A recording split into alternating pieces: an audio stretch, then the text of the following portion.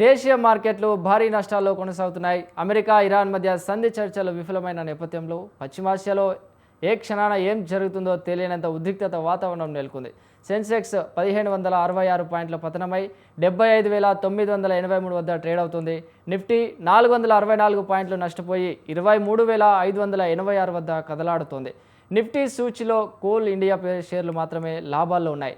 Bajaj Finance, InterGlobe Aviation, Asian Paints, Eicher Motors, Maruti Suzuki షేర్లు నష్టాల్లో కొనసాగుతున్నాయి. అమెరికా, ఇరాన్ మధ్య సంధి చర్చలు విఫలమవడంతో హర్ముజ్ను దిగ్బంధించాలని తమ నౌకాదళాన్ని ఆదేశించినట్లు అమెరికా అధ్యక్షుడు వెల్లడించారు. ఈ ప్రకటనతో ఇటీవల కాస్త తగ్గిన చమురు ధరలు మరోసారి భగ్గుమన్నాయి. బ్రెంట్ క్రూడ్ ఒక బ్యారెల్కు 7% పెరిగి $102లకు చేరింది. యుఎస్ క్రూడ్ ధర $104 దాటింది. ఇక ఇటీవల కాస్త కోలుకుంటున్నట్లు కనిపించిన రూపాయి ఈ పరిణామాలతో మరోసారి పతనమైంది. ప్రస్తుతం డాలర్తో రూపాయి మారకం విలువ 48 పైసలు పడి 93.31గా ఉంది. నాస్డాక్ మినహా మిగతా యుఎస్ సూచీలన్నీ నిన్న నష్టాల్లో ముగియగా నేటి ట్రేడింగ్లో ఆసియా మార్కెట్లు అదే బాటలో ఉన్నాయి.